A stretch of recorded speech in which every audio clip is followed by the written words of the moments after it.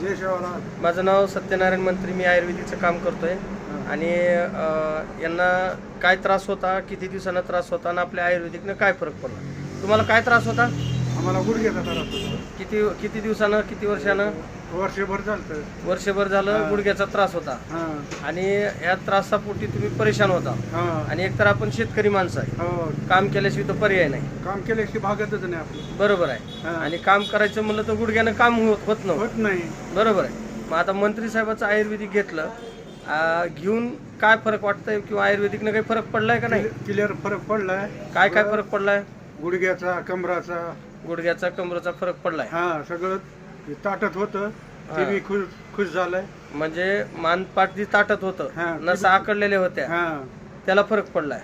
अजून कशाला फरक पडलाय? गुडघ्याला. बर मला एक कमरेला पण फरक पडला.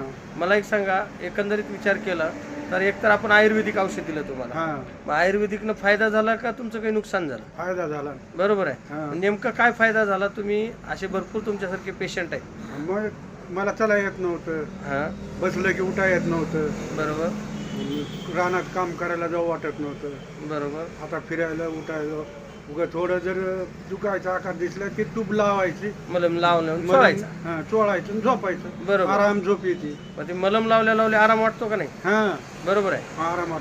आणि विशेष म्हणजे ह्या आयुर्वेदिकमुळं तुम्हाला फायदा झाला पण नुकसान नाही झालं. बरोबर आहे. मग हे आयुर्वेदिक घेतल्यामुळे तुम्हाला फरक पडलाय. धन्यवाद. नमस्कार. जय शिवलाल.